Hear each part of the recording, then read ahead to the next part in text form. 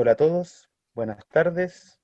Estamos reunidos en nuestro primer seminario 2021 y este seminario está a cargo de alguien de la casa, alguien que cualquiera que vaya después de las 7 de la tarde lo va a encontrar estudiando, un verdadero crack. Eh, Tuve la suerte de compartir varias veces con él desde que entró a la licenciatura, luego se nos quería escapar yéndose a ingeniería, pero la gravedad de la Facultad de Ciencias es bien potente, así que lo trajo de vuelta. Estoy muy contento que esté acá nuevamente con nosotros. Él se licenció en matemáticas en la Facultad de Ciencias de la Universidad de Chile. Prontamente está a defender su tesis de magíster. Y además les contamos que ya está listo con el doctorado también en la Universidad de Chile. Hoy día nos va a presentar fibrado asociado a cocientes suaves de variedades abelianas, así que le damos la bienvenida a Cari Martínez. Muchas gracias. Entonces, vamos a proceder con este seminario. Y bueno, lo primero es, vamos a hablar sobre una pequeña introducción, donde voy a dar algunas definiciones e ideas que van a ser necesarias para esta presentación. Luego un punto de partida, que vamos a hablar del origen del problema, y para después referirnos a lo que van a ser los resultados principales de este trabajo de tesis. Eh, el problema lo vamos a reducir a lo que va a ser un caso irreducible, pero nosotros queremos estudiar cocientes suaves de variedades abelianas por acciones de grupos finitos. Por ahora, piensen, esto es un objeto. La cosa es que la acción de un grupo sobre algo define una representación del grupo en los automorfismos del objeto en cuestión. Si esta representación es irreducible o no, es lo que nos va a decir más o menos si estamos parados frente al caso irreducible o al caso reducible. Una vez que reducimos reducimos el problema al caso irreducible, entonces vamos a proceder a, mm, a clasificar ya esta última parte y con eso terminar esta clasificación. Entonces, primero vamos con la introducción que va a constar de definición, puntos principales y los resultados principales, o sea, puntos de partida. Entonces, algunas definiciones. ¿Qué es una variedad abeliana compleja? Hay variedades abelianas fuera del marco complejo, pero aquí vamos a estar pensando en un marco complejo.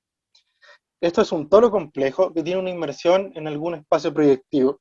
Esto es un PN. Si no sabes lo que es un espacio proyectivo, es simplemente tomar el espacio C n más 1 y cocientarlo por una relación, que dice que, y esta relación está dada por dos elementos, van a estar relacionados si solo si existe un escalar tal que X es un múltiplo de Y. Y esa relación define el espacio proyectivo. Se podría decir que está parametrizado por la recta afines. ¿Y qué es un toro complejo? El toro complejo es un C a la N, o sea, un C a la G, cosentado por un retículo, que vendría a ser un Z módulo de rango 2G, para que esto sea un toro complejo. Que me refiero a que todos los elementos en delta van a ser generados como a lo más 2G elementos. Entonces, lo que vamos a pedir es que esto tenga una inmersión en algún espacio proyectivo. Un ejemplo de una variedad abeliana es una variedad abeliana de dimensión 1 que se le conoce como curva elíptica. Y esto está dado por la siguiente expresión, que va a ser C a la G, o sea, C a la G, perdón, por C, cocientado en el generado por 1 y tau, donde tau va a ser un número complejo con parte imaginaria positiva. La dimensión de la variedad abeliana es este factor que está aquí, este G, y este tiene dimensión 1. Bueno, esta curva elíptica es la que conocen como la rosquilla.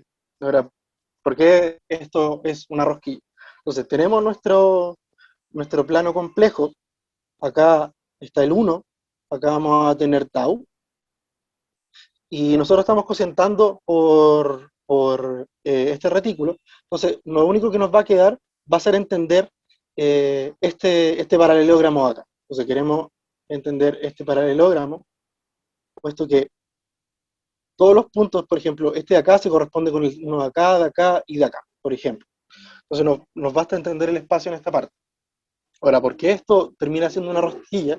Es que este, este costado se corresponde con este de acá a la misma altura. O sea, este punto corresponde al punto de acá, este de acá con el de acá y lo mismo para arriba, este de aquí con el de acá. Entonces, como estos puntos se corresponden, yo podría enrollar este, este, este, mm, este pedazo y me va a quedar un cilindro. Me va a quedar este cilindro, donde la parte de arriba se va a corresponder con la parte de abajo. Entonces, cuando yo intento doblarlo así y juntar las dos partes huecas, me va a dar la famosa rosquilla. Y así es como obtenemos la curva elíptica como una rosquilla, como un toro de dimensión 1. Eh, otra definición importante va a ser la idea de divisor sobre una curva elíptica. Antes de eso, que no se preocupen por entender bien qué es una variedad abeliana, más allá de tener esto en mente de la curva elíptica. Pues las variedades abelianas que vamos a ver no son mucho más complejas que multiplicar curva elíptica. El producto de dos variedades abelianas va a seguir siendo una variedad abeliana y por tanto el producto de curva elíptica sigue siendo una variedad.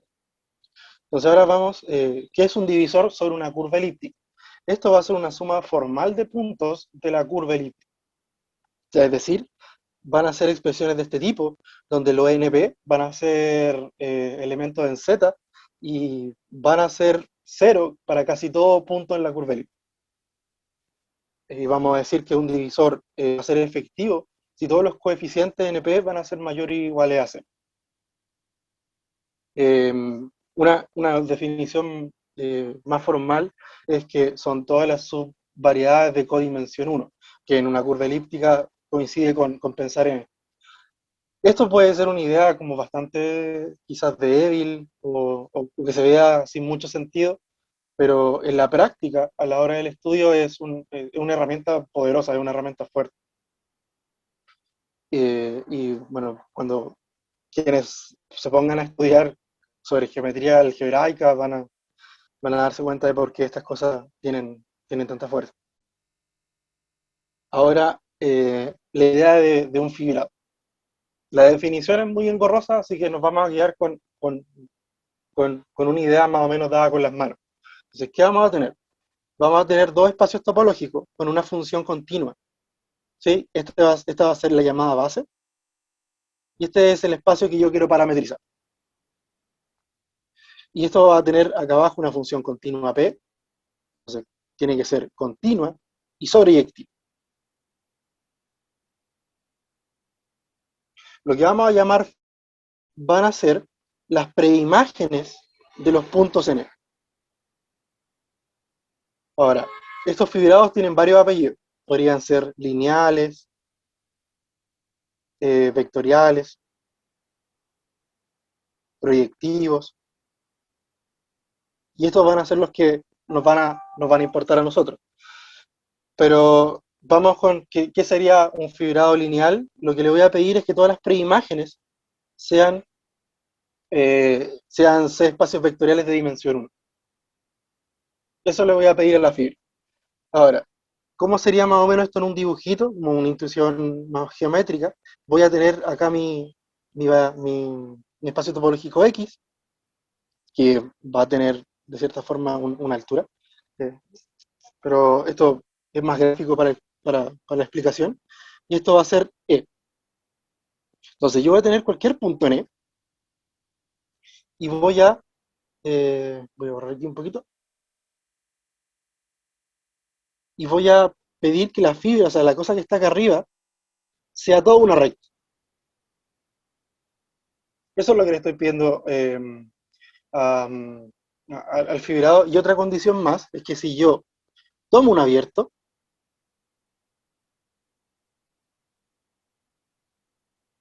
y bueno, voy a tomar otro abierto y le voy a cambiar el color. Entonces voy a tener preimágenes acá en unos abiertos que están en la preimagen, en X, que se van a tocar seguramente en alguna parte, o sea, se van a tocar en alguna parte. Entonces, sobre este abierto van a haber flechas que se levantan acá, y sobre el otro abierto vamos a tener flechas que van a ser rectas también, que se levantan de esta forma y que sobre los otros puntos pueden que estén torcidas, donde coinciden.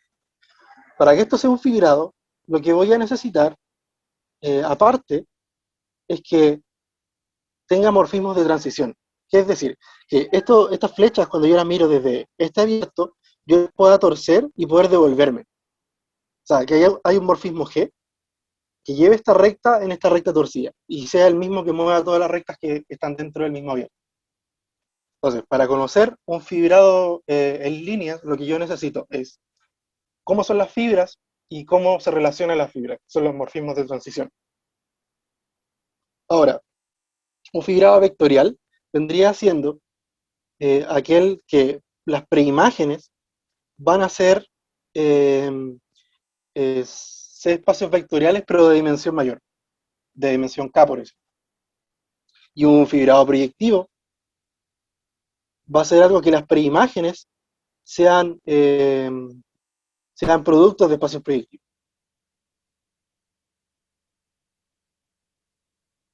¿Sí? Y eso es lo único diferente, o sea, que voy a necesitar morfismos que cambien, eh, que me muevan las fibras y que van a ser, por ejemplo, en este caso, van a ser GLK de C, y aquí van a ser PGLK más 1 de C. Esos van a ser los morfismos de transición. Y con esta idea ya podemos empezar a tratar de, o sea, a entender qué es lo que vamos a hacer en este trabajo. Perdón, un Entonces, segundo. Que no entendí. Al final, no entendí qué era E. Base, un cuerpo. es un espacio topológico. Ah, ya. Ya, Sí, estoy gracias. parametrizando este espacio topológico por el espacio topológico que está abajo. ¿Sí? Entonces, vamos al punto de partida. Nosotros lo que queremos estudiar son los cocientes suaves de variedades abelianas por acciones de grupos finitos en esta variedad que fijan al cero. Eh, en 2019, Aufar y Luchini Arteche prueban que estos cocientes pueden ser vistos como fibraciones sobre otras variedades abelianas y además ellos clasifican las fibras. Y la idea es completar este resultado. Entonces, primero veamos algunos ejemplos de cocientes de variedades suaves de cocientes de variedades abelianas por grupo de automorfismo y estos cocientes suaves. Entonces, le vamos a llamar el ejemplo A. Entonces, vamos a considerar la variedad abeliana que está dada por copias de una curva elíptica y G, el grupo que es el producto semidirecto entre C a la N y Sn, donde C es un subgrupo finito no trivial de los automorfismos que fijan al cero de la curva elíptica, y la acción de C a la N va a ser coordenada en A, y Sn va a permutar las coordenadas. Ahora, si yo quiero entender el cociente de A por G, es equivalente a primero pasar por el cociente de C a la N y después pasar por el cociente de Sn. Cuando yo estoy viendo el cociente de A con Cn, estoy cocientando cada coordenada, la curva elíptica por C. Cuando yo tomo este cociente, dado que es un subgrupo finito no trivial de los automorfismos que fijan el cero, lo que obtengo es una recta proyectiva, obtengo un P1. O sea, tengo copias de un P1 en cada una de estas coordenadas. Entonces, lo que voy a obtener después al cocientar por Sn va a ser un espacio proyectivo y por tanto vamos a tener un cociente suave. Este espacio proyectivo es suave. Ahora, otro ejemplo es el siguiente, que vamos a llamar ejemplo B, que vamos a tomar una curva elíptica, vamos a tomar una curva.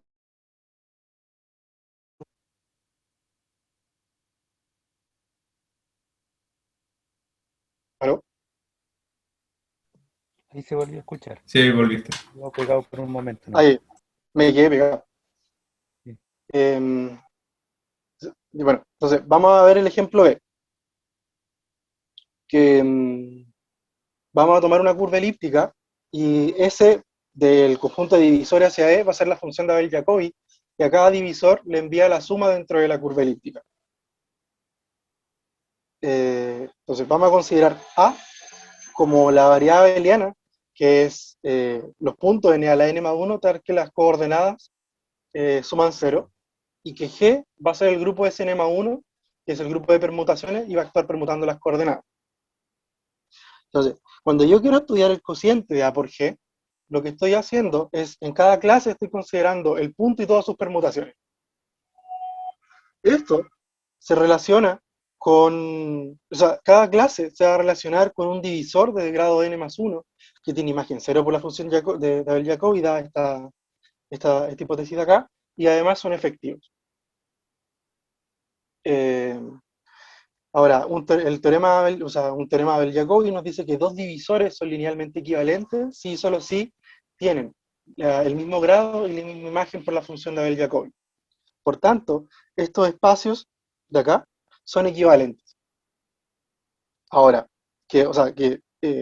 estos son los divisores de la curva elíptica, que son linealmente equivalentes al divisor sumar n más 1 veces el 0, y que son efectivos.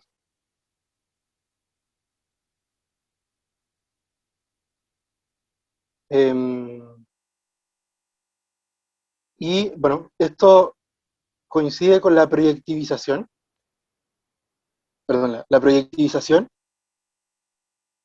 de las funciones meromorfas asociadas al divisor sumar n más 1 veces el 0. Bueno, esto es un C espacio vectorial de dimensión n más 1 por el teorema de Riemann-Roch, y por tanto, al proyectivizarlo, obtenemos un espacio proyectivo.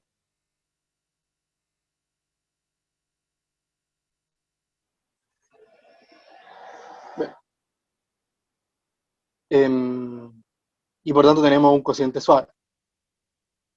Entonces, una pregunta un tanto ingenua es preguntarse si todos estos cocientes suaves de variedad abeliana por acciones de grupos finitos son espacios proyectivos. Y la respuesta es no. Puesto que podemos considerar el caso A como la variedad abeliana dada en el ejemplo A, por la variedad abeliana dada en el ejemplo B. El grupo G va a ser el producto del grupo relativo a A y el grupo relativo a B, el ejemplo B. Y por tanto el cociente de A por G nos va a dar un producto de espacios proyectivos. Y por otra parte, vamos a tener que si G actúa en A de forma trivial, o sea, en realidad que la acción no le hizo nada, entonces el cociente de A por G va a ser isomorfo a, o sea, ni siquiera el cociente dio un espacio proyectivo. Entonces, tratemos de explorar un poco más la pregunta, y es, ¿acaso son todos estos cocientes productos de espacios proyectivos con una variedad abeliana dando vuelta?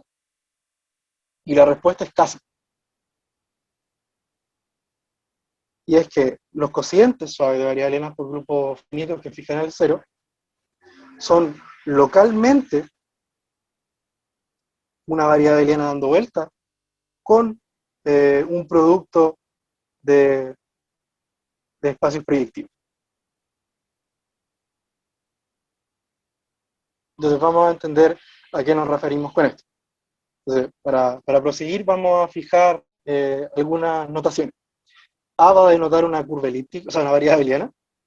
Aut 0A va a nacer los automorfismos que fijan el 0 de la curva, o sea, de la variedad abeliana. G va a ser un subgrupo finito de Aut 0A, tal que el cociente sea suave. A sub 0 va a ser la componente conexa neutra de los fijos por la acción de G en A. Y PG va a ser el complemento ortogonal de A sub 0 en A con respecto a alguna polarización G invariante. La polarización no va a jugar un rol más que para descomponer, y no va a importar qué polarización sea, y va a quedar más o menos claro por los teoremas siguientes. Y PG va a jugar un rol importante, que es donde vamos a usar todos los teoremas de clasificación, y A sub 0 va a tener el rol de pegar las partes. Esta A sub 0 va a ser la herramienta que va a juntar toda la información. Y bueno, y Z sub n va a denotar una raíz primitiva enésima de la unidad. Entonces, primer resultado, que es probado por Auffar y Luchini Arteche en 2019, que es lo que ya les mencionaba, que existe una fibración desde AG hacia A sub 0 cocientado a una sub 0 con PG, y cuyas fibras son isomorfas a PG cocientado en G. Bueno, las fibras van a ser suaves si y solo si el cociente de A por G lo era, y esto es una equivalencia, y esta proposición no depende de la suavidad de AG. No, sí.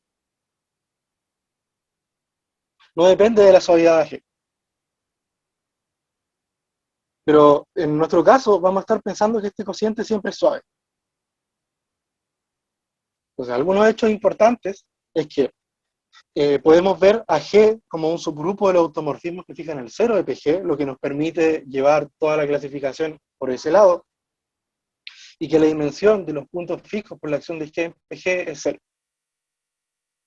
O, si queremos usar la notación, esto es equivalente a pensar que la componente conexa neutra de los fijos por la acción de G en PG es trivial. O sea, que esa variedad abeliana es la variedad abeliana trivial. Esta hipótesis va a ser importante y traten de mantenerla un poco, de tenerla un poco en mente. Entonces, lo que nosotros sabemos hasta acá es que tenemos la fibración y sabemos que las fibras son isomorfas a PG cocientado con G. Entonces vamos a entender ahora qué son las fibras. Entonces este teorema es probado por Auffar y Luchini Arteche en 2019 para dimensión mayor o igual a 3, y en dimensión 2 es demostrado por Auffar, Luchini Arteche y Quesada, que complementa este resultado en dimensión 2, que dice que si yo estoy en el contexto de tener una variedad abeliana, G es un subgrupo finito no trivial de 0P, entonces vamos a tener la siguiente equivalencia: que el cociente sea suave y que G tenga una representación irreducible en el tangente en 0 de P, es equivalente a que el cociente sea isomorfo a un espacio proyectivo. Y a su vez, es equivalente a que que existe una curva elíptica, tal que la variedad abeliana sea copias de esta curva elíptica, y los pares PG van a satisfacer una de las condiciones siguientes. O sea, el grupo va a ser, o bien como en el ejemplo A, el producto semidirecto entre C a la N y Sn, o bien va a ser como en el ejemplo B, donde G es isomorfo a Sn más 1 y PG es como en el ejemplo B, y C, que es el ejemplo nuevo, es que P tenga dimensión 2, la curva elíptica sea aquella que tiene multiplicación por I, o si lo quieren ver así, es la que está dada por I1, o sea, este cuadrado, y el grupo es el generado por estos tres elementos. Aquellos pares de G, G, que es donde vamos a clasificar, que satisfagan las condiciones de A, lo que sea como el ejemplo A, los vamos a llamar de tipo alfa, y aquellos que satisfagan las condiciones de B, las vamos a llamar de tipo beta, y las de C las vamos a llamar de tipo gamma. La condición que nos restringe un poco acá es la condición de que G tenga representación irreducible en el tangente. Ahora, esta condición implica que la componente conexa neutra de los fijos por la acción de G en P sea 0. Entonces, por tanto, podríamos relajar un poco la hipótesis. No vamos a pedir que tenga representación irreducible, pero sí vamos a pedir que la componente conexa neutra de los fijos por la acción de G sea trivial. Y para ello vamos a tener el siguiente resultado, que en base a este contexto, o sea, si tenemos que P0 es 0 y que el cociente es suave, entonces vamos a poder descomponer la variedad abeliana y el grupo de manera conveniente. ¿Cómo es? Que van a existir subvariedades abelianas de P, que vamos a llamar P sub 1 hasta P sub R, y G sub I, que van a ser de subgrupos del grupo de automorfismos que fijan al 0 de cada una de estas partes, tal que, primero, el grupo va a ser isomorfo al producto de los grupos y la variedad va a ser isomorfo al producto de las subvariedades. Además, G sub J no va a actuar en P sub I con J distinto de I. O sea, actúa trivialmente. Ahora, también los pares P sub I van a satisfacer las condiciones del teorema anterior y además el cociente de PG de P con G va a ser isomorfo al producto de los cocientes. Entonces ahora llevemos este teorema en práctica para entender qué son las fibras. Entonces, si, como ya vimos que la componente conexa neutra de PG es 0, podemos usar el teorema 2 y descomponer PG en un producto de subvariedades y G también como un producto de grupo. Sabemos que estas partes responden a la hipótesis del teorema 1, por tanto todas estas cosas van a ser isomorfos de espacios proyectivos. Y lo que nos dice entonces que las fibras van a ser isomorfas a productos de espacios proyectivos. O sea, vamos a tener un fibrado proyectivo. Y hasta este punto es lo que se ha hecho en el artículo, que es, tenemos la fibración y ahora hemos clasificado las fibras. Sabemos que son fibras proyectivas, productos de espacios proyectivos. Esta clasificación no está completa. Pues si, como les explicaba, para entender un fibrado, necesito saber cómo son las fibras y cómo estas se relacionan. Y lo que vamos a hacer en este trabajo es entender esa parte, entender cómo es que estas fibras se van a relacionar. Entonces vamos a estudiar los resultados principales y para ello entendamos más o menos la estrategia para abordar este problema. Una isogenia entre variedad abeliana va a ser un morfismo que va de A en B, tal que va a ser sobreyectivo y tiene núcleo finito. Eso es lo que le vamos a pedir de que sea una isogenia, bueno, que sea un morfismo de variedad abeliana. Pero no necesitamos saber mucho más que eso. Entonces, vamos a considerar la isogenia que va de A0 cruz PG hacia A, que está dada por tomar la diferencia, y va a tener como núcleo este delta, que va a corresponder a los elementos diagonales en A0 cruz PG, que están dados por elementos que están en la intersección. Este conjunto es finito, por tanto delta es finito y tenemos lo que es la isogenia. Ahora delta va a actuar en el producto, trasladando coordenada a coordenada por A, que van a ser elementos que son G invariantes, ¿cierto? Porque están dentro de A sub 0. Y G también actúa en el producto coordenada a coordenada, y en la primera coordenada no hace nada, y en la segunda actúa por la acción inducida de G. Estas acciones conmutan por estar trasladando por elementos que son G invariantes, lo que nos permite estudiar el siguiente diagrama conmutativo. Acá tenemos la isogenia, acá arriba. Abajo tenemos el morfismo inducido, y este es el morfismo inducido por el morfismo inducido. Este es el morfismo de proyección hacia el cociente por la acción. Este es el morfismo de proyección en la primera coordenada, y el de acá es la fibración dada por la proposición 1. Lo que nosotros queremos entender es la flecha que está acá al medio. Esta flecha es la que nos va a decir cómo es que las fibras están pegadas. Esto es lo que uno llama una trivialización de esta fibración, que en realidad es descomponer la fibra como un producto. Entonces, queremos entender la flecha que está acá al medio. La estrategia es la siguiente. Vamos a trasladar por un elemento que está en delta, y vamos a ir a parar a 0 cruz PG. Vamos a bajar hacia las fibras, y después vamos a ver quién es este sujeto acá. Estoy entendiendo cómo es este proceso. Entonces, estudiar ese diagrama es equivalente a estudiar este diagrama solamente en las fibras, pues delta actúa por traslación n a 0 y hacia el cociente por la acción de G, esta no se ve afectada, y la única parte que cambia sería aquí en el fibra.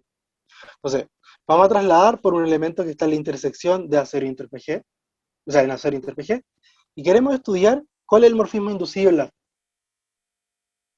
delta tiene una acción fiel en PG, pues estamos trasladando por elementos que son diferentes, y esto induce una acción de delta en la fibra.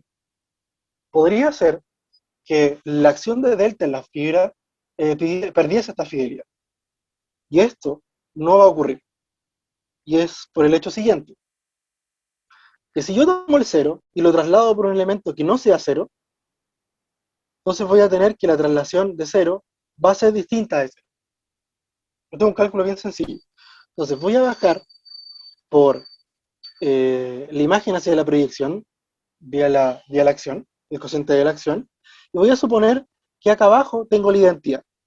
Por tanto, acá tengo que ir a parar también a la imagen de 0 por el cociente. La pregunta es, ¿quién está arriba de esta imagen? Estamos cocientando por una acción que deja fijo el 0. Por tanto, la única preimagen posible de esta cosa es el 0. Así que este diagrama no conmuta, en el caso de que si yo tengo una traslación por el mono nulo, abajo me dé el identidad. De esta forma, tenemos que delta actúa de manera fiel en la fibra. ¿Qué nos dice esto? Que por estudiar este diagrama es equivalente a estudiar las representaciones fieles de delta en los automorfismos de PGG, en los automorfismos de la fibra. Bueno, ¿y qué eran las fibras? Las fibras no eran más que un producto de espacios proyectivos. Entonces, esto se reduce a estudiar los automorfismos de un producto de espacios proyectivos. Pero no nos compliquemos la vida y partamos primero estudiando qué pasa en el caso de que tenga un solo espacio proyectivo, o es decir, que G tenga una representación irreducible en PG, en el tangente de PG en 0. En este caso, vamos a tener la siguiente trivialización, donde las fibras van a ser un espacio proyectivo, y con esto vamos a tener el primer resultado de esta tesis.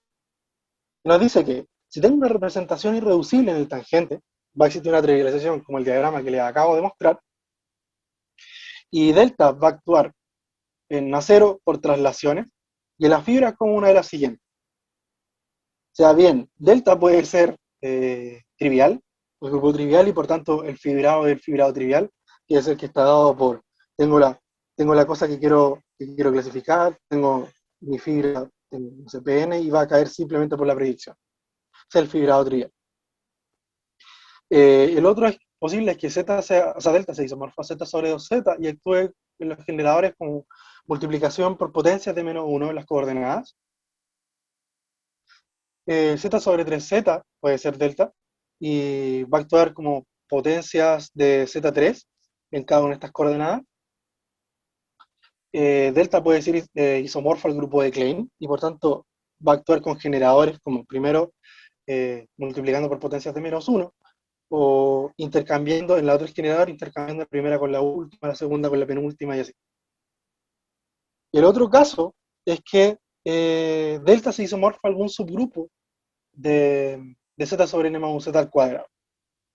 Y va a existir un conjunto de generadores tal que va a actuar como potencias de Z n más 1 a la A, y la otra coordenada va a ser trasladando hacia la derecha. Las condiciones de acá abajo son condiciones de redundancia para no estar hablando de lo mismo, y esto es simplemente una condición de notación. Ahora, esta va a aparecer en todos los casos, esta solamente aparece en los tipos alfa y tipo gamma. Esto solamente aparece en tipo alfa, la de Klein solamente aparece en tipo alfa y gamma, y la última es simplemente el caso de tipo beta, que va a ser el que vamos a estudiar más en detenimiento. Entonces, ¿qué pasa ahora cuando la acción de G no tiene una representación irreducible? Y con esto tenemos el segundo resultado de este trabajo de tesis, que dice que, bien, tengo la fibración de AG sobre A0 cocientado en delta, y lo que dice es que esto va a ser el producto fibrado de fibraciones como en el teorema anterior. Más específicamente, van a existir subvariedades abelianas, van a existir variedades abelianas, B sub I, G sub I, tal que G sub I va a ser un subgrupo del grupo automorfismo AUT0 de BI, que van a satisfacer las condiciones del teorema 3 y van a tener fibraciones sobre A0 cocientado en delta, tal que esta es la base de la fibración, o sea, vamos a tener la misma base, tal que AG va a ser el producto fibrado sobre esta base. Y G va a ser isomorfo al producto de los grupos. Y con esto concluimos la clasificación de los cocientes suaves de variedad abeliana por grupos finitos que fijan al cero. No sé, reduzcamos el problema del caso irreducible. Entonces, tenemos la isogenia 1, que está dada por A0 cruz PG hacia A, y esta se puede ver como la siguiente isogenia. Recordemos que PG, por el teorema 2, se puede descomponer como el producto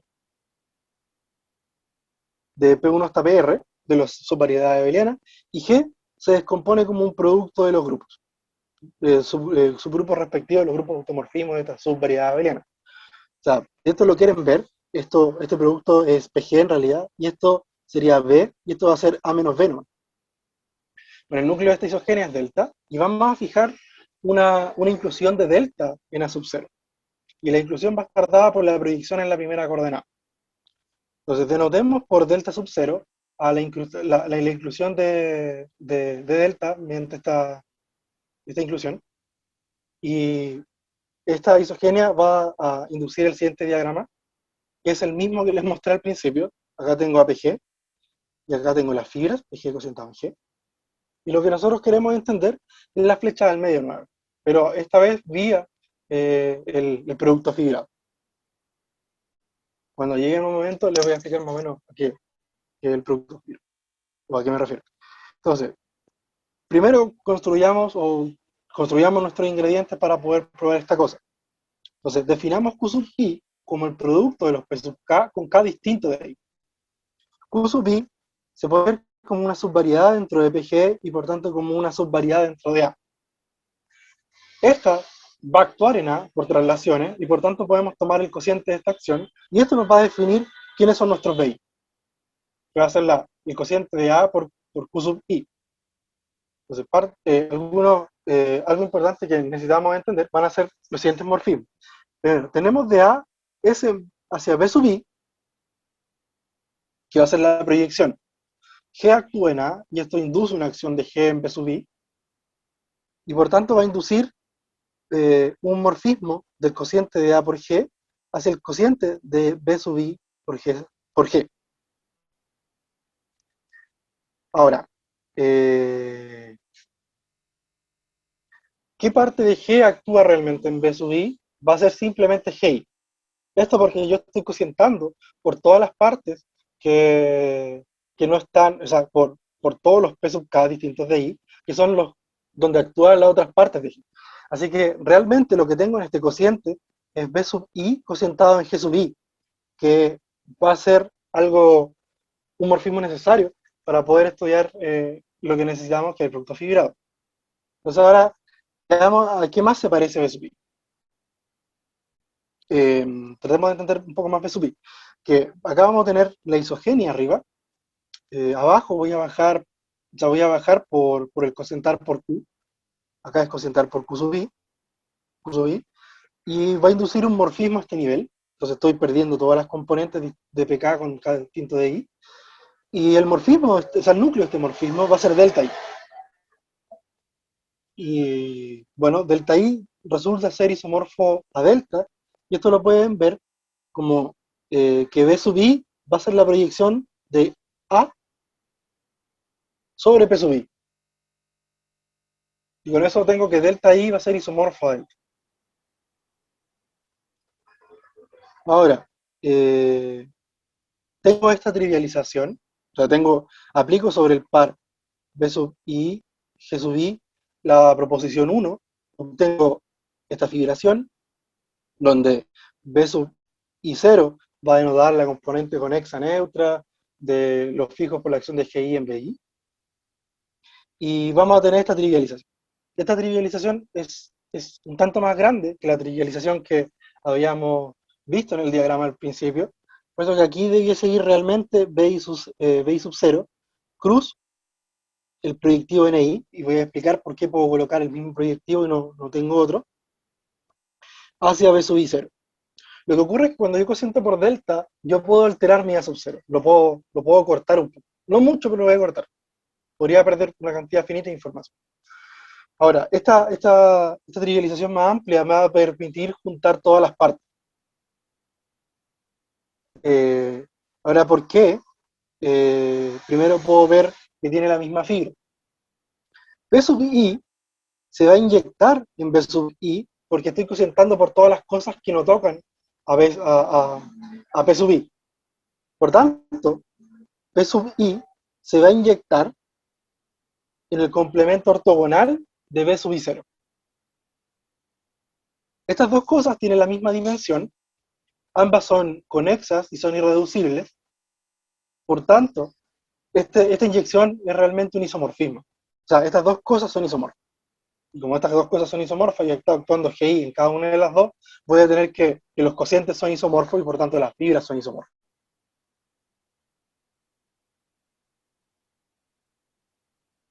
Y por eso puedo colocar la misma fibra. Ahora, queremos cambiar la base. Pero yo necesito una base que sea sub 0 o sentada en delta. Pero, bueno, acá tengo mi A sub 0. La pregunta es, ¿quién es este núcleo? Y el núcleo de esta parte no es nada más que delta 0. Esto es un mero hecho de cálculo. Y por tanto, esto es isomorfo a A sub 0 presentado en delta 0. Pero la acción de delta 0 en A sub 0 es la misma acción que la de delta en A sub 0. Y por tanto voy a tener que esto es A sub 0 presentado en delta. Así que puedo ver esta fibración sobre la misma base, no importa el I. Entonces ahora ya tenemos los ingredientes, probemos que esto es un producto fibrado. Un producto fibrado responde a la siguiente propiedad universal, que si yo tengo un diagrama X, A, B sobre C y C, y tengo I acá arriba, si tengo morfismos acá, y acá este diagrama conmuta, si tengo morfismos que van por A y por B, y que el diagrama de acá afuera, este diagrama de acá afuera conmuta, entonces existe un único morfismo que va de Y hacia X, tal que conmuta en estas partes. Y eso se dice que X es el producto fibrado de A y B, de A y B sobre C. Entonces queremos ver que se satisface la propiedad universal en el diagrama de abajo.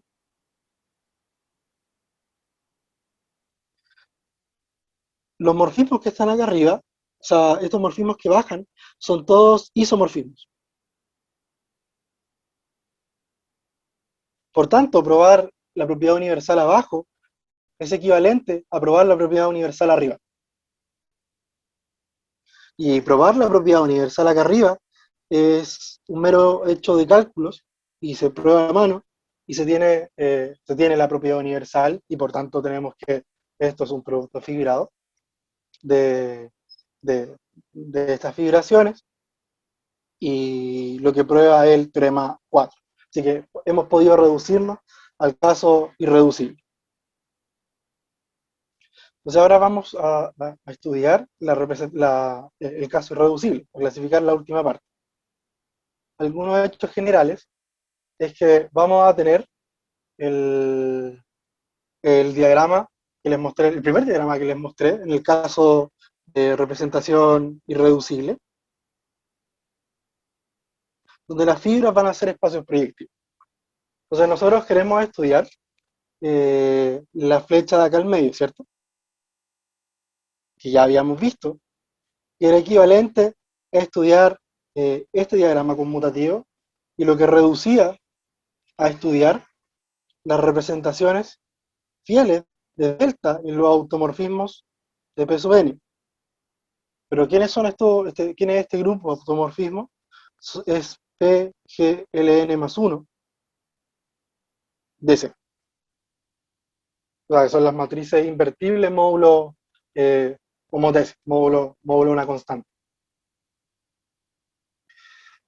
Para entender este diagrama, primero necesitamos entender quiénes son los fijos por la acción de G en PG, porque por ellos voy a ser los que voy a trasladar. Y voy a querer estudiar a TG como un elemento de PGLN más 1 de C.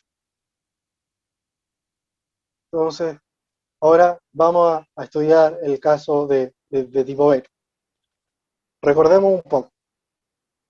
En este contexto, PG era la variedad abeliana dada por los puntos n a la n más 1, tal que la suma de las coordenadas daba 0, y G era el grupo Sn más 1 actuando permutando las coordenadas, y el cociente era isomorfo al sistema lineal asociado a este divisor, que era un espacio proyectivo, ¿cierto? El morfismo que va a ir de PG hacia las fibras está dado por tomar este punto y enviarlo al divisor correspondiente a este divisor.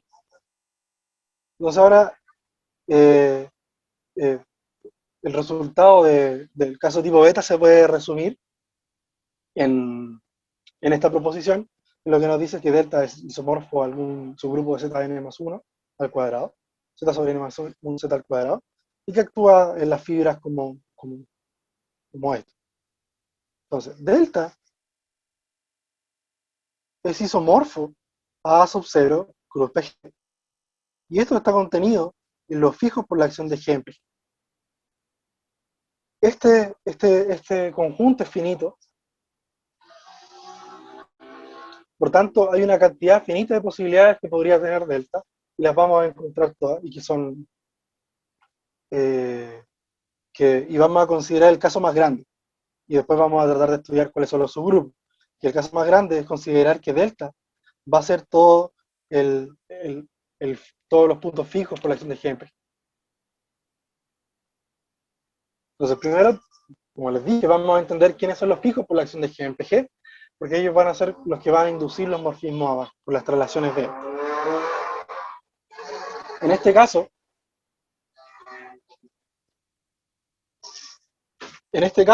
los fijos por la acción de G en PG van a ser elementos diagonales, que van a estar dados por elementos de n más 1 torsión en la curva elíptica, y esto va a ser isomorfo a z sobre n más 1 z al cuadrado, porque es isomorfo a la n más 1 torsión de la curva elíptica.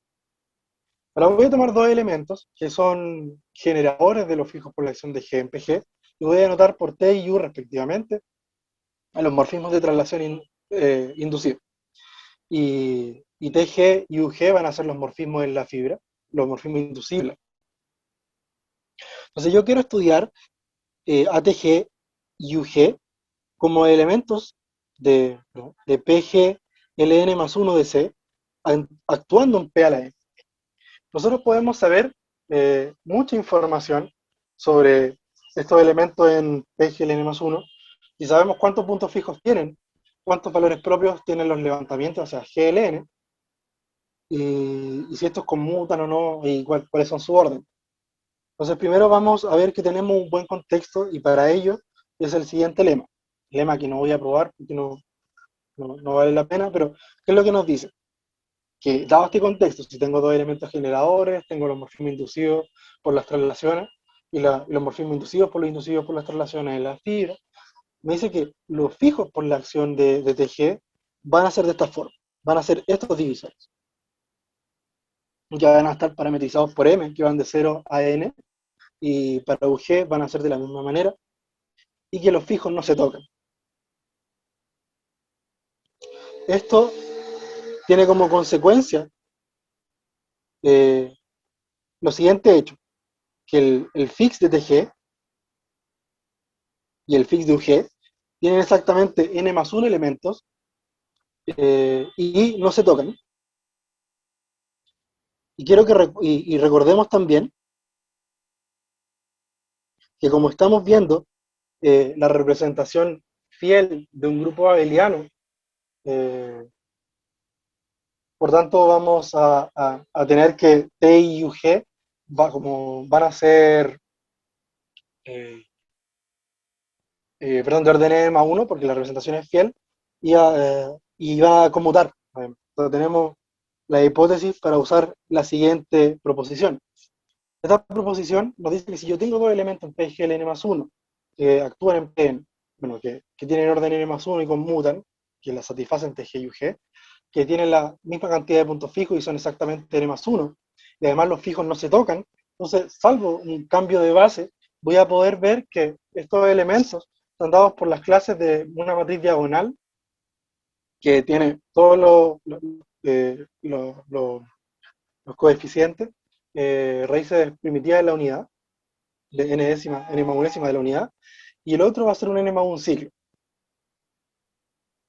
Y con esto vamos a terminar la clasificación en el caso de que delta sea muy grande. Entonces, más o menos, ¿cuál es la idea de esta? O sea, el hecho de que tenga n más 1 puntos fijos eh, nos va a decir que si yo tomo cualquier levantamiento de phi o de psi, que vamos a llamar phi y psi, levantamiento quiere decir que si yo paso psi hacia phi de gln a pgln más 1, o sea, es la proyección de la imagen vía la proyección. Que el hecho de que tenga exactamente n más 1 puntos fijos nos dice que tiene exactamente n más 1 valores propios diferentes.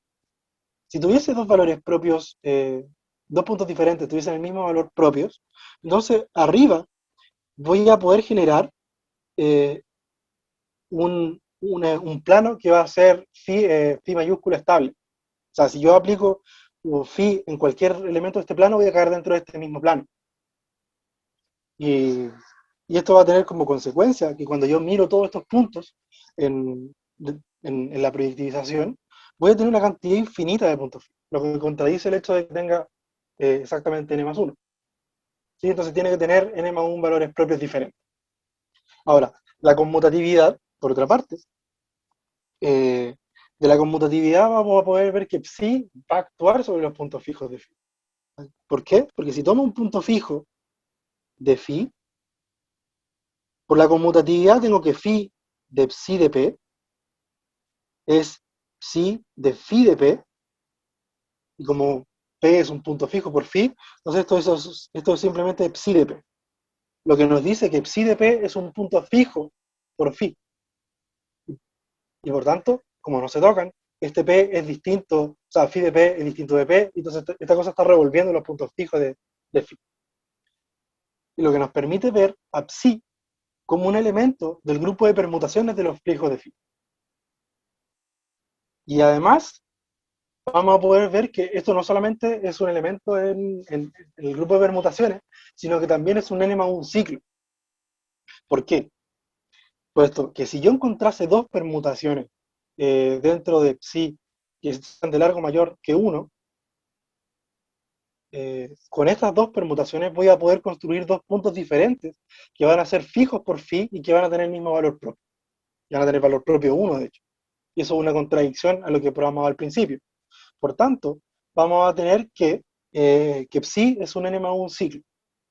Ahora, en resumen, entonces, de acá arriba voy a poder ver que según salvo un cambio de base, voy a poder ver a phi como una matriz diagonal que tiene cosas al medio, no sé qué cosa, pero una matriz diagonal, y psi como cualquier cosa. De los puntos de acá, de 2 y de 3, voy a poder ver que en realidad psi va a ser, bueno, phi, una matriz diagonal, y que psi va a ser una matriz de permutación, pero no necesariamente va a tener puros unos, sino que puede tener cualquier cosa. Salvo conjugar por una clase dada por una matriz diagonal conveniente, voy a obtener que cambiar, voy a poder cambiar todas estas constantes por puro 1 y obtener así mi n más un ciclo. Ahora, después gracias a la conmutatividad entre estos dos, voy a poder concluir que aquí tengo las raíces primitivas de n, la raíz de n más unésima primitiva de la unidad.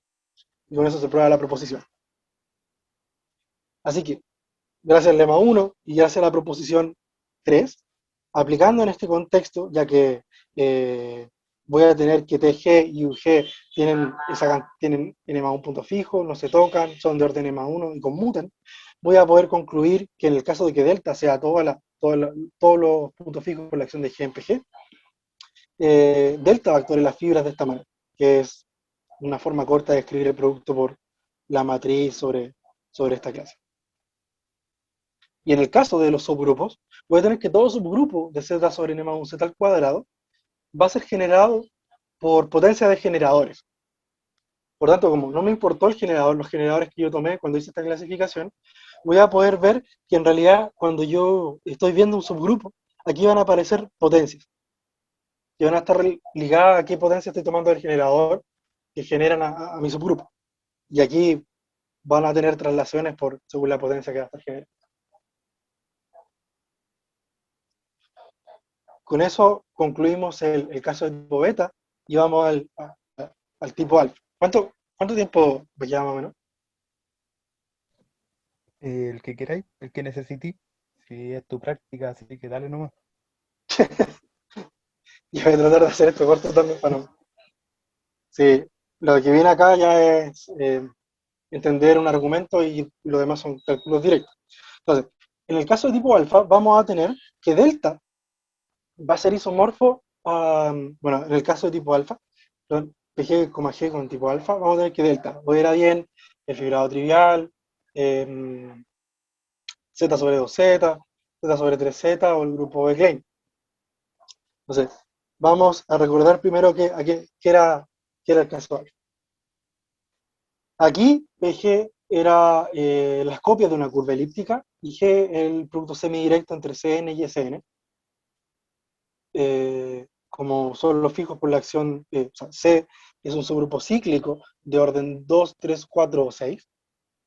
Y bueno, los puntos fijos por la acción de G en PG va a responder a lo siguiente, que van a ser elementos diagonales también, dados por un elemento que va a ser fijo por la acción de C en la curva elíptica. Ahora, vamos a tomar delta, algún subgrupo finito, no trivial, o sea, algún subgrupo no trivial de los fijos por la acción de G en PG. Recordemos que el diagrama que nosotros queríamos estudiar era el de PG hacia PN, hacia las fibras, pero en este caso los podemos descomponer por un paso intermedio. Este paso intermedio eh, va a tener primero el cociente por Cn y luego Sn, y nos va a ayudar a simplificar más el problema todavía. Sabemos que la acción de delta en PG es fiel, y que la acción de delta en la fibra es fiel también. Por tanto, la acción de delta en P1 a la N también es fiel. Esos cálculos. Y, y como la acción de delta en PG es trasladar coordenada a coordenada por el mismo elemento, podemos ver que la acción de delta en P1 a la N es, o sea, que este T lo podemos ver como un elemento diagonal, o sea, lo podemos ver como un elemento en PG L2 de C, actuando de forma diagonal en este producto. O sea, el mismo elemento actuando en cada una de las coordenadas. ¿De qué nos va a servir esto? Es que podemos utilizar un resultado probado por Boville. Dice que si un cuerpo es su propia clausura separable, entonces dos elementos en PGL2 de K, si son isomorfos, entonces son conjugados. Ahora, como C es un cuerpo algebraicamente cerrado, por tanto es su propia clausura separable, vamos a poder usar este artículo, este resultado de Boville, y nos va a decir que dos elementos en PGL2 van a ser, si son isomorfos, son conjugados. ¿Qué implicancia tiene eso? Que como nosotros queremos estudiar las representaciones de delta en PGL2 de C, y vamos a tener que dos representaciones son equivalentes, si son conjugadas, entonces nos basta con encontrar una. Que hayamos encontrado una representación, tenemos todas las representaciones salvo un cambio de base. Ahora, esto nos permite también obviar la parte de PG bajando hacia los P1 a la N, puesto que no me va a importar la base de donde venga. Entonces realmente me puedo reducir a este diagrama.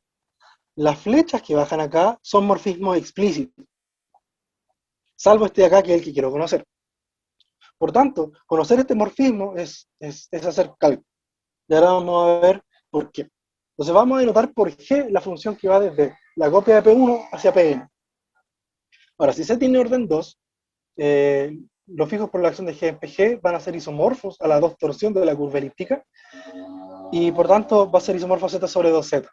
Con esto delta puede tener dos opciones, o es de orden 2 o es de orden 4. Si es de orden 2, gracias a la observación dada por el trabajo de Boville, podemos considerar que delta es isomorfo al grupo generado por esto. Entonces, dando cálculo, cálculo, cálculo explícito, vamos a poder obtener que delta actúa de esta forma en la fibra en el caso de que tenga de orden 2, lo que corresponde al punto 2 del teorema 3.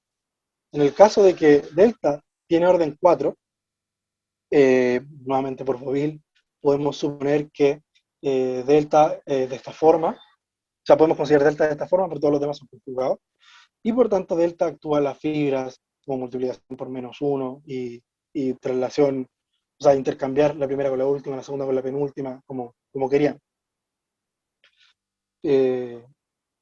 Los siguientes casos son completamente análogos, o sea, nos basta con encontrar uno y hacer los cálculos directos y vamos a obtener todos los resultados. En el caso de orden 4 no voy a poder, me voy a poder reducir a lo estudiado ya a lo orden 2, puesto que no va a haber un elemento de orden 4 que esté haciendo permutar, o sea, que esté actuando realmente aquí, va a solamente aparecer un elemento de orden 2, y en el caso de orden 6 vamos a tener simplemente el fibrado trivial, porque no hay elementos no triviales que estén actuando. Con eso hemos terminado el caso de tipo alfa, y ahora vamos a concluir rápidamente con el tipo gamma. En el caso de tipo gamma, los puntos fijos, haciendo cálculos, dan que son de esta forma. Son los generados por un medio e I medio. Esto es un grupo de Klein, por tanto delta es de orden 2 o de orden 4. Queremos estudiar las representaciones de delta en PGL3DC. Lo entretenido de esta parte es que podemos estudiar esta representación vía las representaciones de delta en GL3DC, puesto que el núcleo de este morfismo tiene orden 3 y el grupo que yo estoy tratando de levantar tiene orden 4. Por tanto, el núcleo de la proyección y el grupo que yo quiero clasificar tienen orden distinto, entonces no tienen intersección. Entonces, usando los teoremas de Silo, puedo tomar el 2 Silo y ver que en realidad lo que estoy clasificando es solamente el 2 Silo, y es clasificar el grupo de Klein metido en GL3, y vía teoría de representaciones existe solamente, salvo conjugación, un único grupo de Klein metido acá. Y eso nos dice también que existe un único subgrupo de orden 2 que está metido acá adentro, y corresponde a lo ya estudiado en el tipo alfa, y con esto concluimos la clasificación de esta fibrada, y por tanto entendemos bien qué son los cocientes suaves de variables por acciones de grupos finitos. ¿Sí? Entonces, con eso termina la presentación. Muchas gracias.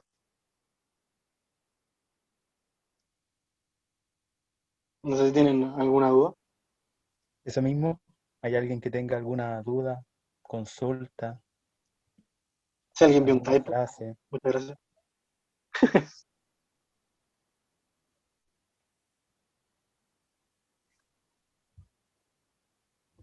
Yo tengo una pregunta del principio en general, pero no es respecto a la presentación, sino es por qué siempre toman grupos finitos cuando hacen los cocientes, ¿por qué no toman grupos infinitos? Eh, o sea, eso lo están estudiando ahora, es investigación reciente de Alfaro y Lupinar. Ya, Primero están estudiando qué pasa en el caso de que G no fije el origen, porque eso también es una hipótesis importante. Y están estudiando qué pasa si es que esto no fija el origen. Y se dieron cuenta de que en realidad el grupo se puede descomponer en dos partes, que va a ser la parte que no fija nada y otra parte donde, ¿qué otra letra puedo usar? K. Y otra parte donde este grupo va a actuar, va a fijar un punto. Todo el grupo va a ya, fijar el mismo punto. La gracia de la variedad de Eliana es que uno puede alterar el cero, el origen de la variable. O sea, vía un morfismo uno puede cambiarle el cero. Entonces, en realidad, estudiar esta parte primero es estudiar bien qué es lo que pasa cuando fija el cero, que es equivalente a que fije cualquier punto, y después ir pegándole hacia arriba qué es lo que va a pasar. perfecto. Y lo otro, respecto al núcleo que te da. Igual es impresionante que sea el mismo núcleo en todas las proyecciones, weón. Como en... Eh, Cuando te da el delta, Ah, cuando sí, sí, sí. sí, eso es sorprendente, igual que respete el núcleo en todas las proyecciones, no es para nada trivial, weón. Yo creo que ahí está la buena idea que al parecer tuviste. Sí, sí, de hecho nosotros al principio pensábamos que esto iba a ser mucho más complicado porque podía ser que este delta actuase de buena forma en cada una de las partes, pero también podía hacer que no, o sea, que en realidad estuviese enredando las fibras de otra forma, que claro. en realidad la fibra, todos los proyectivos se estuviesen comunicando vía este delta, pero al final nos dimos cuenta de que delta no era el que estaba haciéndonos comunicar, eh, que no era la que estaba enredando realmente la información, sino era la láser. Está bueno, Sí, está bueno. fue interesante. ¿Alguien más tiene alguna pregunta o comentario respecto a la presentación?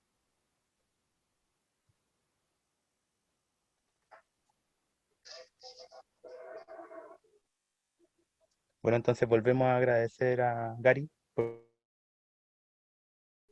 Muchas gracias por la invitación.